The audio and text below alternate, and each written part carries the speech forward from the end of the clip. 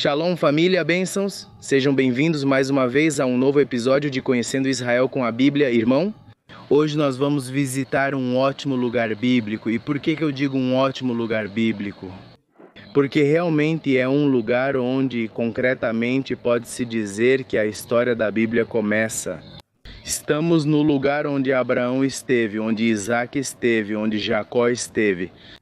Como vocês podem ver aqui atrás de mim, a paisagem desse lugar, os camelinhos ali, há camelos bem pequenos, como poderiam.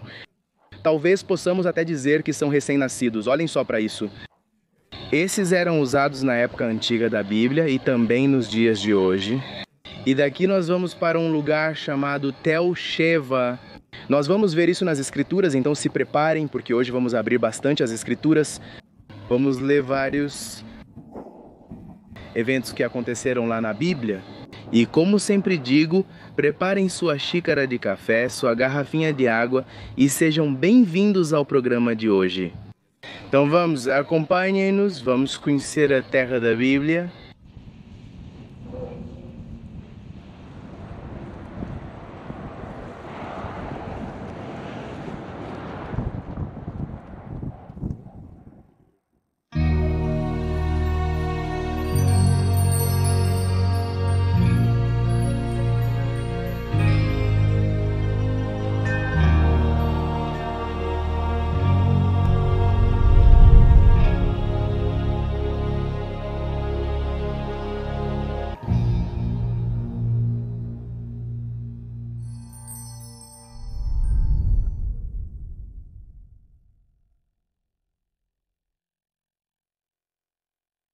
Bom, como eu disse antes no começo, antes de aparecer a apresentação, este lugar é um lugar onde há muito da Bíblia.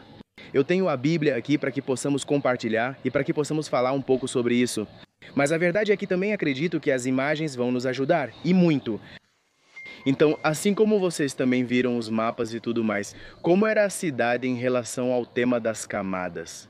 Agora nós vamos entrar, vamos até lá. Mas queria parar um pouquinho aqui na entrada para mostrar para vocês, na verdade,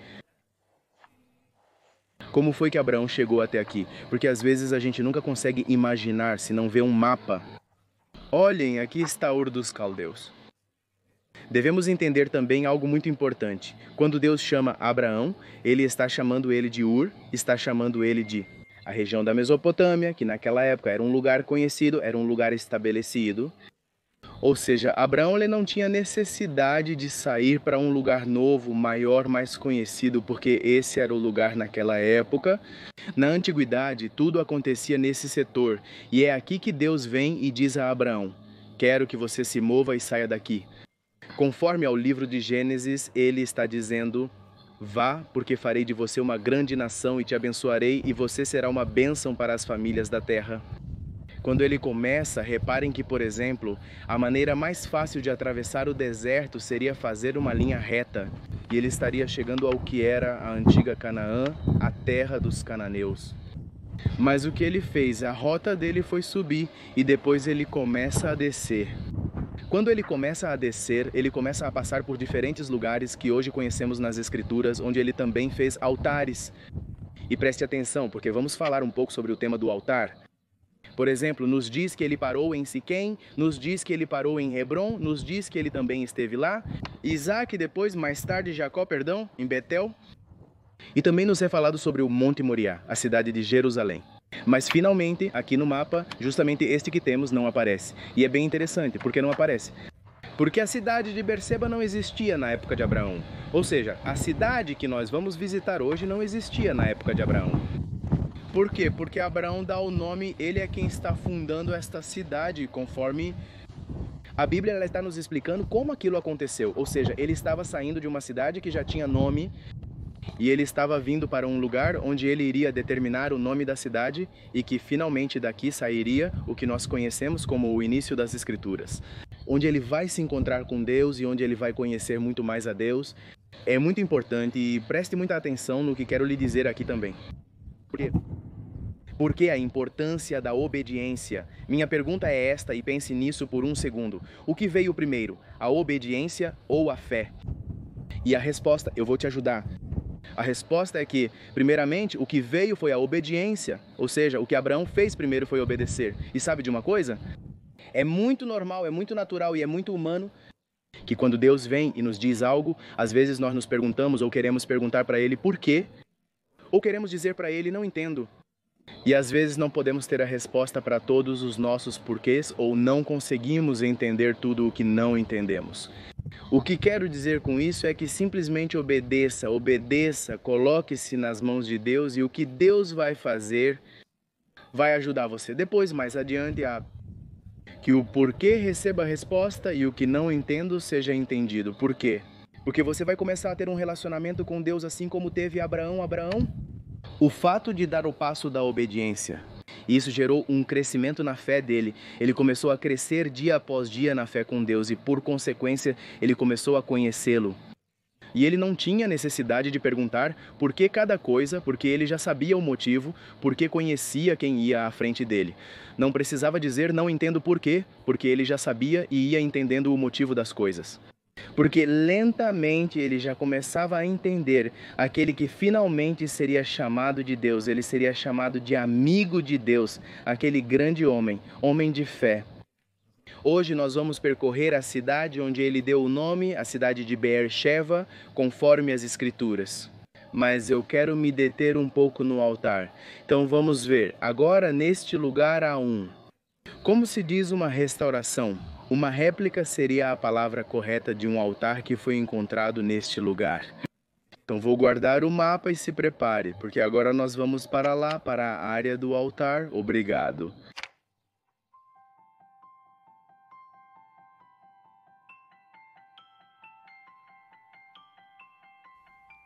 Enquanto eu caminhava com meu filho neste lugar, me lembrava daquela experiência que Abraão teve que passar quando subia junto com Isaque ao conhecido Monte Moriá, na cidade de Jerusalém. E é que às vezes muitos de nós lembramos do desfecho, mas esquecemos o lugar do começo.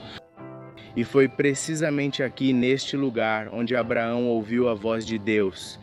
E foi neste lugar também onde ele teve que olhar para o céu e tentar contar as estrelas. Porque Deus lhe disse que essa seria sua descendência e que nele seriam benditas todas as nações da terra. Enquanto subia, também tentava explicar para o meu filho que, na época antiga, aqui não se devia subir, mas sim que era um espaço plano. E com o tempo foram se formando camadas, já que quando um exército conquistava o lugar, construía em cima do local conquistado. Hoje em dia, pode-se descobrir que há aqui 9 camadas de diferentes períodos. Em resumo, há tanto para contar e tanto para aprender. E estar nesses lugares, a gente sente a experiência de se transportar para a época da Bíblia.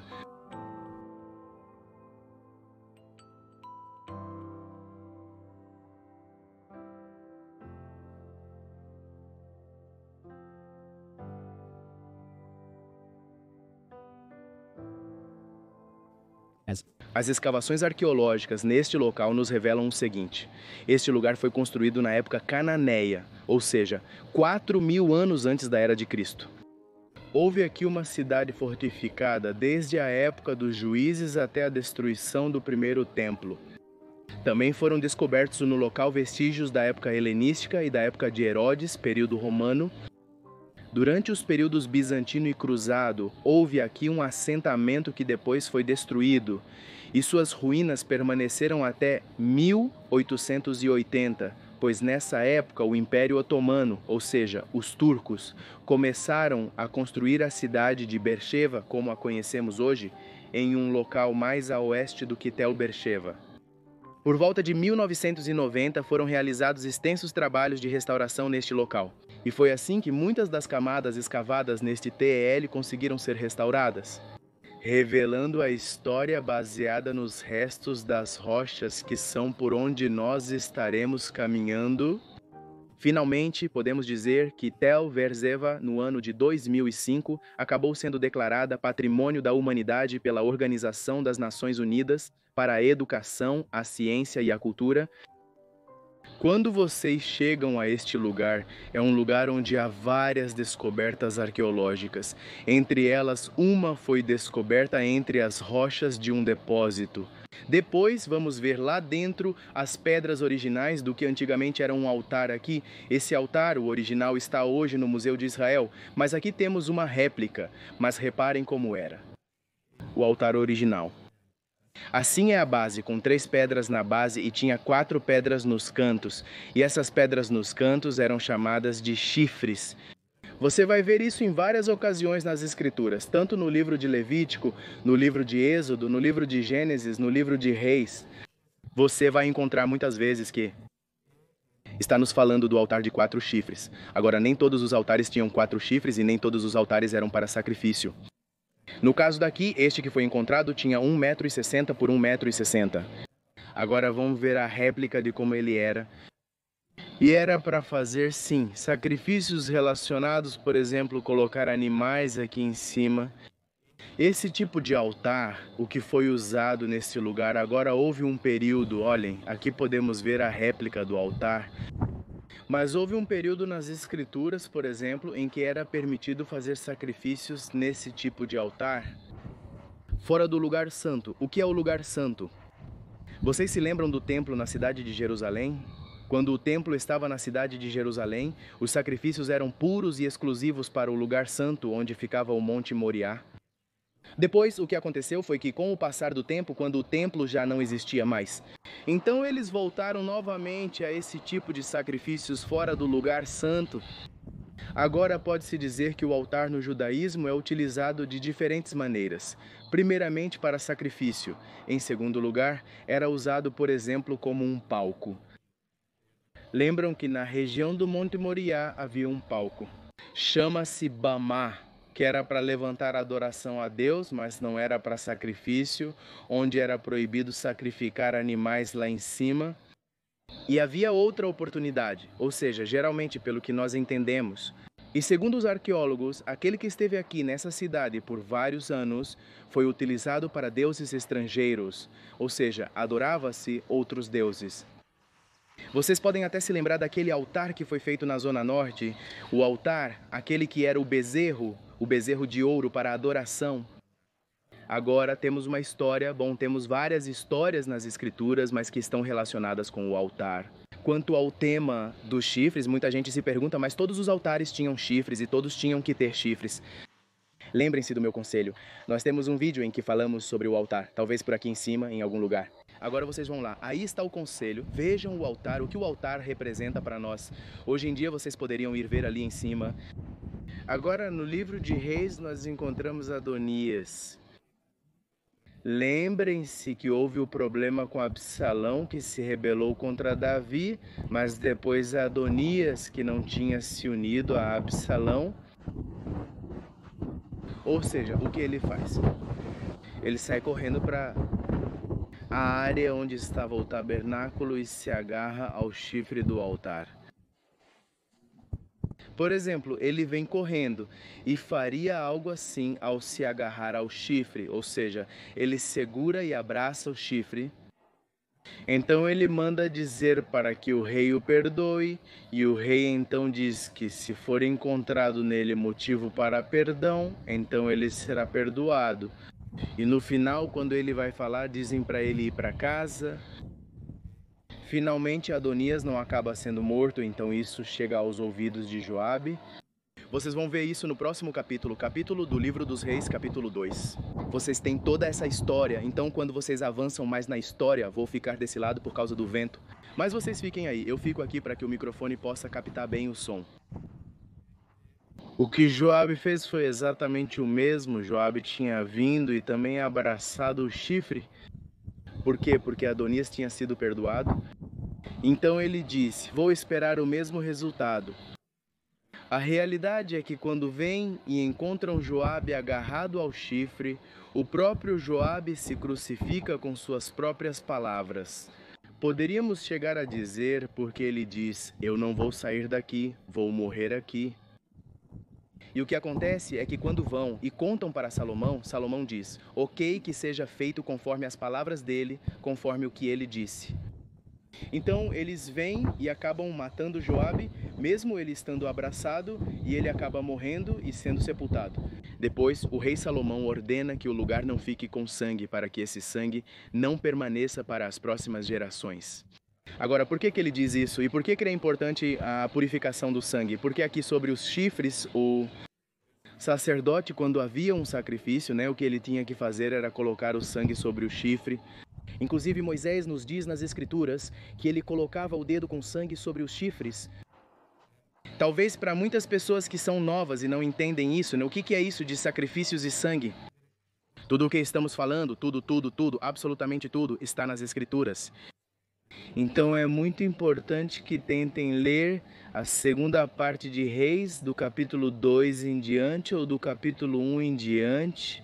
Também lá vocês vão ter Mário em relação ao tema do altar. E talvez aqui embaixo, nas descrições, nós vamos colocar vários versículos bíblicos para que vocês possam ter um pouco mais de informação sobre o tema do altar. Nós aqui não vamos aprofundar muito, porque não temos muito tempo e além disso queremos ir para a cidade. Entrar lá e mostrar para vocês como está hoje a cidade de Tel Sheval. Dado importante. Lembrem-se que havia um altar que ficava dentro do templo, que era o altar do incenso. O altar do incenso também tinha 4 chifres e também era para que o Senhor recebesse aroma suave. Recomendo que assistam ao nosso vídeo sobre o altar e lembrem-se, vamos colocar os versículos assim. Então me acompanhem, vou pegar a Bíblia e agora vamos entrar na cidade de Telberg. Vocês viram? Lembram das 9 camadas, ok? 9 camadas da cidade. Por isso que nós vamos chegar ao topo, mas isso não quer dizer que a cidade bíblica estava lá em cima. Lembre-se bem disso. A cidade bíblica estava na primeira camada. Estamos falando de alguns milhares de anos atrás. O que nós vemos lá em cima não é exatamente o que Abraão viu com seus olhos, mas estamos exatamente no mesmo lugar. Veja aqui, por exemplo, esta é a cidade hoje em dia, como ela é vista atualmente. Aqui, por exemplo, passa um rio, o que é conhecido como o Rio de Hebron, da cidade de Hebron, talvez mais conhecida em espanhol, e acaba se encontrando com o Rio Bercheva. Agora, aqui veja, como se chama isso? Vamos chamá-lo de poço de água, para que vocês possam interpretar de uma maneira mais fácil. Tem outro nome, aqueduto, mas isso também foi usado em épocas posteriores. Já vou falar um pouco sobre isso para vocês. O que temos que fazer agora é, nós estamos aqui, reparem, estamos bem perto do aqueduto. O aqueduto vocês podem ver aqui, ali, atrás de nós.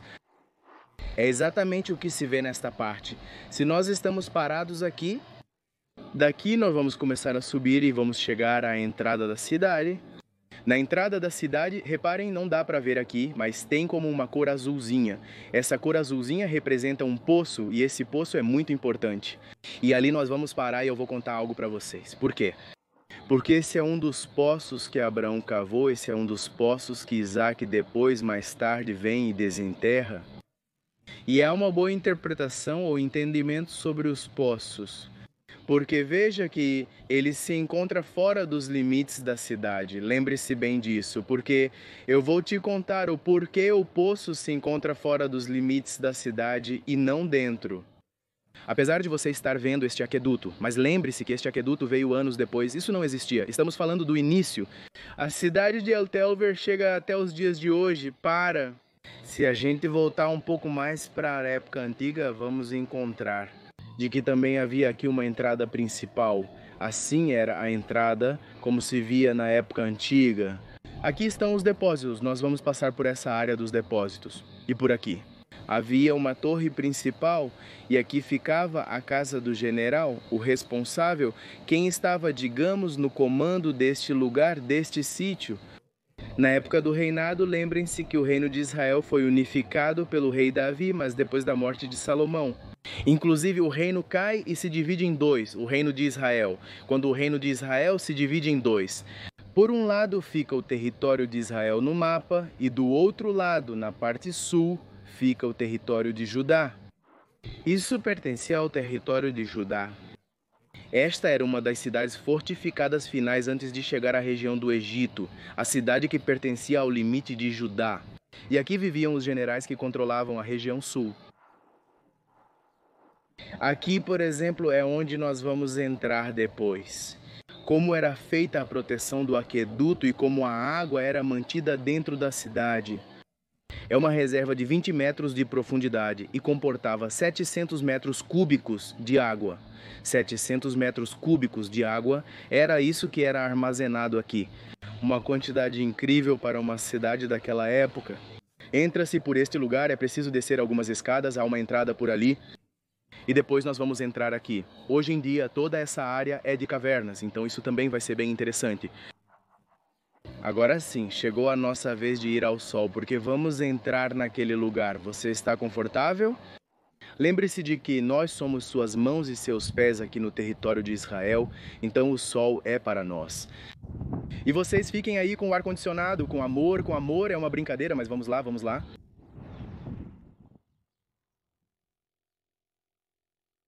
Eu disse para vocês que iríamos ler as Escrituras e aqui está comigo.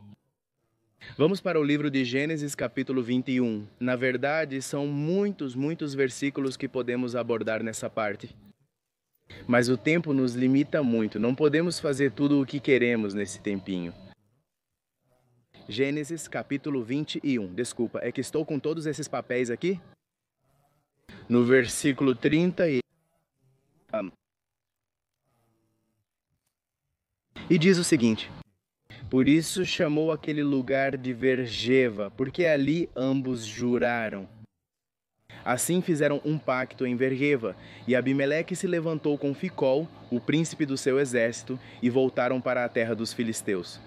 Então Abraão plantou um tamarisco em Beersheba, e ali invocou o nome de Adonai, o Deus eterno, e Abraão morou em terra dos filisteus por muitos dias.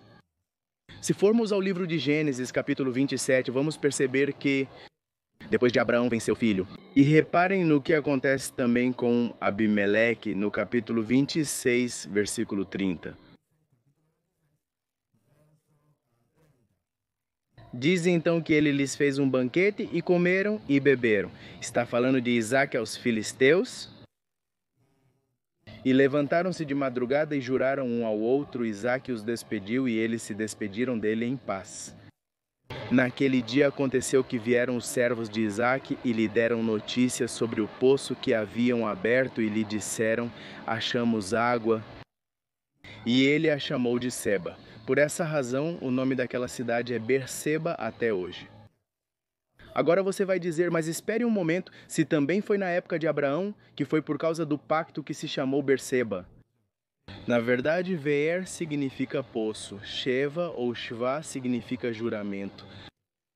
O que havia aqui naquela época era uma cidade com alguns poucos poços, ou seja, no deserto, neste calor, a gente precisa de água. A água é um recurso muito vital neste lugar. Se você não tem água, está muito perto da morte. Nós aqui, as pessoas que vêm e caminham pelo deserto, precisam de no mínimo 3 litros de água por dia para poder beber e não desidratar. Então imagine naquela época, pessoas que não podiam se desidratar e não bebiam água. Então o importante era a questão do aguará. O que havia aqui eram muitos poços, é por isso que aqui estão falando de Berleva e de Berleva de Berleva. Está falando para nós sobre os poços do juramento, né? Ou seja, que havia vários poços do juramento em todo este setor. Mas havia um específico que ficava no lugar chamado Sheva, que é o lugar onde nós estamos aqui. E é aquele que Isaque mais tarde vem e desentope os poços que tinham sido tapados. E é ali onde novamente voltam a encontrar água. Venham aqui, quero mostrar algo para vocês. Venham comigo, cuidado aqui com as pedras. Mas reparem como era visto naquela época. Aqui ele está falando conosco também no livro de Cântico dos Cânticos, anotem aí, capítulo 4, verso 15. Mas vocês também vão encontrar no livro de Gênesis, do verso 26 ao verso 33. E esse poço de água que vocês vão ver, prestem muita atenção. Venham ver se dá para enxergar alguma coisa. Olhem como é profundo. Ou seja, não sei se dá para ver com a câmera, mas é bem profundo. Tem 70 metros de profundidade, 70 metros de profundidade. E você vai dizer, uau, tudo isso Isaque cavou, tudo isso Abraão cavou. 70 metros eles começaram a cavar. E a resposta é não. Não é que cavaram 70 metros. Lembre-se, a cidade onde nós estamos agora está sobre 9 camadas. Lembre-se sempre disso. Ou seja, nas cidades colocava-se uma cidade em cima da outra, e em cima da outra, e em cima da outra. Lembre-se que nas Escrituras diz algo que o Senhor diz, que o inimigo está onde? Debaixo dos pés? O que isso representa? Era um pensamento bíblico que toda vez que você vinha, conquistava e tomava aquela cidade, então você construía sobre ela, porque seu inimigo estava debaixo dos seus pés, e era assim naquela época. Por isso que nas Escrituras nos diz que o inimigo está sob os seus pés, ou seja, está debaixo dos seus pés. Esta é a entrada principal da cidade. Aqui. Lembram que vimos na maquete que havia uma torre, uma entrada principal nesse lugar. Ou seja, uma torre que se erguia deste lugar e havia outra torre que se erguia deste outro lugar. Olhem aqui as diferenças das pedras. Isto é barro, isto é de uma época posterior. Por quê? Porque foi reestruturado e está tentando levar a como era na época original. Agora quero parar um pouquinho no poço que tínhamos ali fora. Nós já estamos dentro da cidade, estamos na entrada. Isso é o que a cidade da época posterior via. Mas lembrem-se, a de Abraão está muito mais abaixo, lá embaixo está a de Abraão.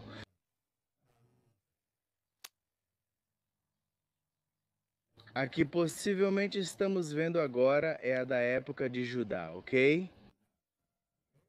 Quando o reino de Judá esteve aqui presente, possivelmente é essa que estamos vendo hoje reestruturada. Aqui ficou com o último bastião daquela época. Agora, o que quero lhe dizer é o seguinte. A questão do poço nas Escrituras sempre vai parecer algo muito importante. Primeiramente, a questão da água era muito importante. A Bíblia nos diz, inclusive o próprio Jesus diz: todos os que estiverem com sede, venham a mim e eu lhes darei água. Ou seja, nunca mais terão sede. Também nos fala sobre rios que fluem do seu interior para a vida eterna. A água é muito importante. Vocês se lembram daquele episódio nas Escrituras de Elias, quando ele diz: joguem água sobre o altar, e joguem água de novo, e joguem água mais uma vez até 3 vezes. E o altar, no final, foi consumido e havia seca naquela época. Ou seja, a água nos fala muito nas Escrituras, ou seja, há vários detalhes bem importantes, bem interessantes nas Escrituras. Mas nesse caso, no caso dos poços, também nos leva a um dado bem interessante. Por quê? Porque o poço fica do lado de fora. Olhem, agora nós saímos e estamos do lado de fora. Agora, se eu, por exemplo, fosse um homem solteiro na época da Bíblia, na época do Antigo Testamento especificamente, e queria arranjar uma namorada ou queria arranjar uma esposa, qual era o lugar onde eu poderia conseguir? Uma pessoa ou uma mulher que não era casada? E a resposta é no poço. Nos poços, fora da cidade. Esse trabalho de vir buscar água, de tirar água, era um trabalho que somente as donzelas podiam fazer e tinham que fazer. Não havia outra pessoa que podia fazer, era dado somente às donzelas. E preste atenção, porque nas Escrituras você vai encontrar o seguinte: quando Abraão chama Eleazar, seu servo, e diz: vá e busque uma esposa para meu filho. Vocês lembram o que Eleazar faz?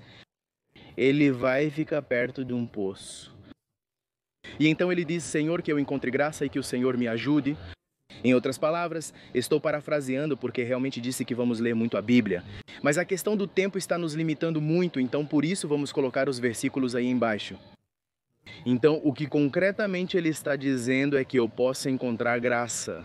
E aquela mulher que se inclinar, que se curve e que também ofereça água para nós, então, que essa seja aquela que tu determinas. Então, o que ela faz? Ela diz: não vou te dar água só para você, mas também para os seus camelos. Imagine a quantidade de água que aquela mulher tirou do poço. Lembram que mais adiante, quando ela vai ter aquele encontro com Isaac, a Bíblia nos diz que ela cobre o rosto. Por quê? Porque isso estava representando que ela pertencia a ele. É por isso que quando você vê muitas mulheres por aqui, que elas têm o rosto coberto, no cabelo coberto, é porque representa que elas já estão guardadas ou reservadas para tal homem. Ou seja, essa mulher já não está livre, essa mulher já está pronta para outro homem. Então, quando você queria procurar, na época antiga, quando você queria procurar uma esposa, então você tinha que ir ao poço de água, porque no poço de água só iam estar as mulheres solteiras, as donzelas. E isso é algo muito, muito, muito incrível, muito interessante, porque você vai se deparar com um evento nas Escrituras, com o próprio Jesus e Yeshua. Ele está vindo da Galileia, está indo para a cidade de Jerusalém, mas ele diz, é necessário que eu pare em Samaria? E vocês lembram o que acontece quando ele para em Samaria?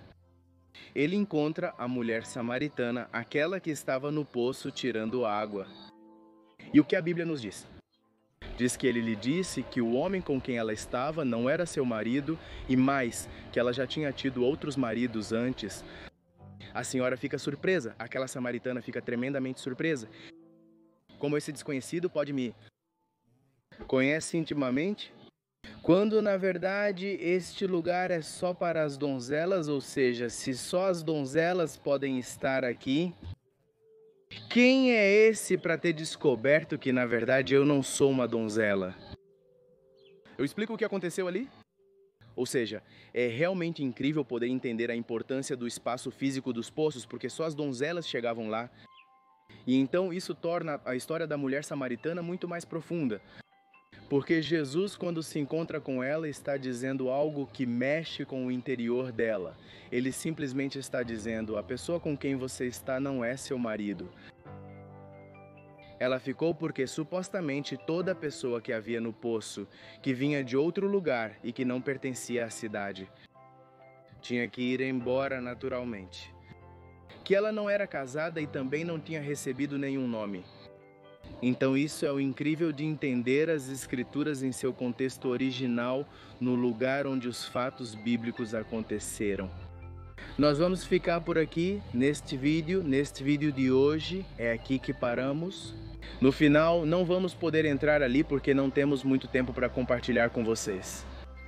Mas fiquem tranquilos, porque nós vamos fazer um segundo episódio, e no segundo episódio vamos mostrar a cidade por dentro. Então, aqueles que ainda não estão inscritos no canal, eu os animo e convido a se inscreverem no canal, é gratuito e vocês vão poder acessar muito conteúdo. Então daqui eu me despeço, muito obrigado por terem nos acompanhado no dia de hoje. Eu sei que o conceito do vídeo de hoje foi um pouco diferente do que estamos acostumados a ver. Mas tem a ver com o fato de que aqui, justamente nesse lugar, há muito sobre escrituras. E nós não queríamos simplesmente fazer um passeio superficial pelo lugar e deixar vocês sem informações. Porque este é um dos lugares que merece ser investigado e é um dos lugares que merece que caminhemos com as escrituras na mão. Lembre-se de que você também pode conseguir uma Bíblia como a que eu tenho aqui, hebraico-espanhol. Para isso, você precisa se tornar membro da academia. Muitas pessoas querem comprar e nos escrevem dizendo que querem comprar a Bíblia, mas nós dizemos que a Bíblia não está à venda. Nós também não queremos simplesmente enviar para alguém que quer comprar, pagar e receber, porque na verdade queremos entregá-la para alguém que está estudando nela. Então, se você quiser recebê-la, lembre-se de que precisa se tornar um membro, estudar as escrituras na academia, e então na hora de vê-la você vai poder ter muito mais luz, porque vai ser como se você tivesse feito aqui um instituto caminhando conosco na terra da Bíblia. Lembre-se de que também estamos aqui. Quando você quiser vir nos visitar, nos encontraremos aqui e juntos caminharemos pela terra de Deus. Então, nos vemos no próximo episódio e vamos entrar lá dentro. Lembrem-se, temos o aqueduto, temos a casa do governador, temos um monte de coisas que ainda estão nos esperando lá. Daqui me despeço, que vocês tenham um excelente dia. Amamos vocês. Shalom Ubrajot, bênçãos desde a terra da Bíblia. Tchau, tchau.